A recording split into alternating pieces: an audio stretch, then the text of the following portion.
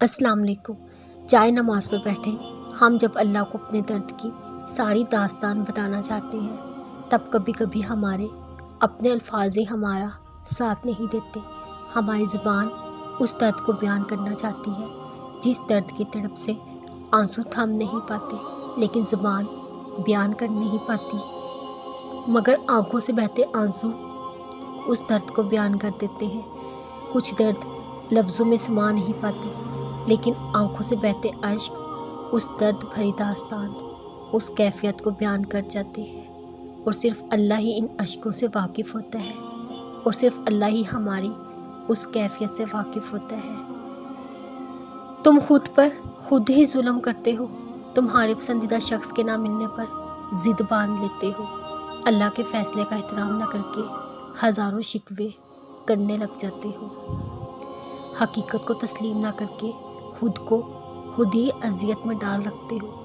تم اس حقیقت مانتے نہیں کہ تمہارے پسندیدہ شخص کا تمہیں لا حاصل رہنا ہی تمہارے لیے بہتر ہو سکتا ہے۔ تم سوچتے ہی نہیں تمہاری چاہت کا تمہیں نہ ملنے کے پیچھے اللہ کی کوئی مصلحت ہو سکتی ہے۔ کیا تم جانتے نہیں جو کچھ تم نہیں جانتے وہ سب کچھ اللہ جانتا ہے؟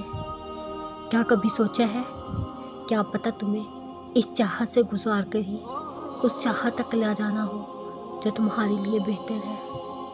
بس اپنے معاملات اللہ کے سپرد کر دو، وہ جانتا ہے تمہارے لیے کیا بہتر ہے۔ اللہ بھولا نہیں ہے تمہارا راتوں کو تڑپ تڑپ کر رونا، تمہارے روتے روتے سسکیوں کو سب سے چھپا لینا بھولا نہیں۔ یقین مانو یہ وقت گزر جائے گا، مشکلیں ہو جائیں گی آسان، آنسو بدل جائیں گے تمہارے مسکراہٹ میں، تمہاری بے چین آنکھیں بھی چین پا جائیں گی۔ وہ بھولا نہیں ہے تمہاری تڑپ کو، بھولا نہیں ہے تمہارا سجدوں میں گڑ گڑا کر مانگنا۔ یقین رکھو اس کی مدد قریب ہے۔ وہ بھولا نہیں ہے تمہارا ایسے انسان کو معاف کر دینا جس نے اپنے الفاظوں سے تمہیں کئی زخم پہنچائے۔